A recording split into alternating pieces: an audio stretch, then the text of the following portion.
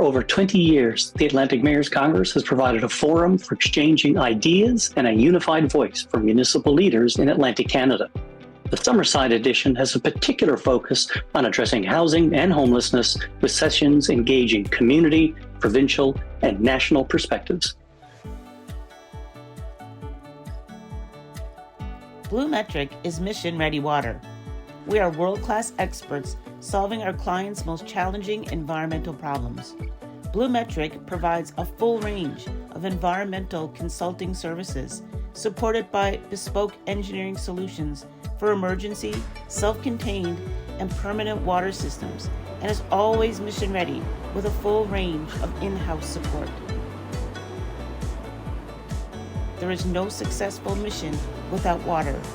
We are proud to partner with Atlantic Canadian Industries. We are mission-ready water. Alan Dale from Gale Force Winds. What an absolute pleasure it is to be here in beautiful Summerside, Prince Edward Island at the Credit Union Place at the Atlantic Mayors Congress. A lot of great conversations happening. Absolutely. A lot of people are looking at problems and challenges and seeing opportunities, sharing those ideas. A very collaborative group. I love that. Why don't you introduce yourself? Tell us what you're doing. Yeah, absolutely.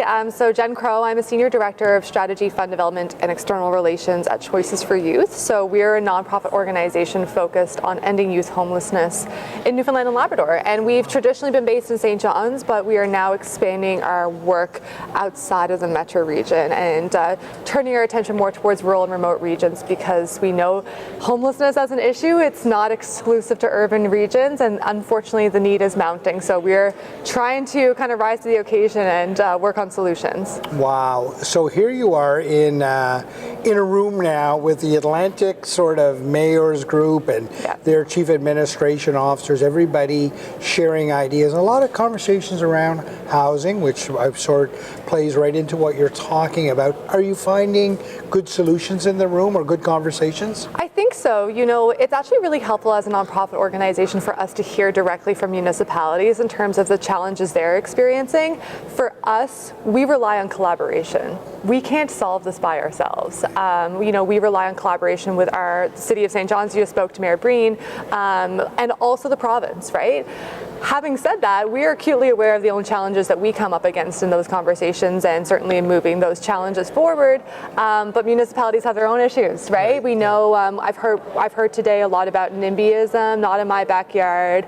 The challenges with actually getting that kind of buy-in from the public on developing housing, shelter solutions, and certainly also the challenges in accessing funding. You know, as a nonprofit organization, we know those issues all too well, but they are not exclusive to nonprofit organizations.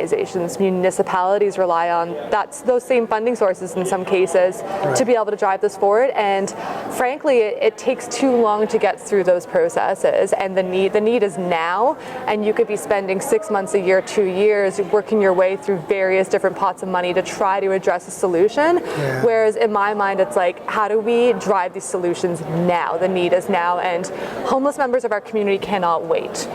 Right, that's the issue. Yeah, that's right. You hit the nail on the head, right? We need solutions now. Yeah. Don't have time to go through the bureaucracy to get those things sort of solved. I love your approach, and I like that you're bringing that up in that room, because guaranteed, as you so rightly point out, they have the same challenges, right? And they know pathways, and hopefully you're learning from one another. One thing that I always ask guests is, consider you're going to a potluck and you've got to bring your best dish to the party, okay? Yeah. What's your best story of success? Tell me your best story of success, and maybe how others can replicate that. Yeah. So I think for us, we've really been focused over the last several years with building out a housing continuum. So one of the messages that I'm going to speak a little bit later today, but really when we think about how do we address homelessness and housing insecurity, you first need to understand who in your community is navigating these challenges and what are their needs, right? And in some communities it's seniors, right? In some communities it's newcomers. In some communities it's young people. You really need to understand what's the distribution of needs in your community. For us, of course, it's young people. And in order to to address those needs for young people, we need a continuum. So we need everything from emergency shelter, so a place for you to sleep tonight. We need supportive housing. So if you're navigating mental health challenges, substance use, you have a lot going on in your life and you need wraparound services and supports, well, we have those offerings too. And if you're a person who really, you just need a safe place to live, right? You're doing okay, but you need affordable housing, we offer that as well. I think a lot of our success stories, I'll share one in particular, a young person who was living in our affordable housing, right? So they weren't getting much wraparound mental health counseling supports, that kind of thing, just affordable housing. They were not doing well in that situation. So they were navigating, multiple mental health crises in a week. They were in and out of inpatient care within the hospital, mental health facilities, that kind of thing. And what we were able to do is transition them to a more supportive housing environment. And today they are absolutely thriving, right? So they're getting their needs met. They've reconnected with family, which is in many cases, that's a housing solution for young people, is family. Reconnected with family, they're exploring education and employment opportunities now. They have the stability that they need to thrive. And that looks different for that young person than other young people, and that's okay, right? But what happens is if we put that young person in a situation where we're just giving them the affordable housing, no supports, okay, our work here is done, well, our work here is not done because they're still in crisis. They're still relying on substances. They're still navigating mental health issues. They're still living in poverty. But if you can put them in a different situation, give them that support, they're working every day with a support worker to kind of move forward in their lives and get them what they need. Well, holy moly, the difference that makes. It's absolutely transformational.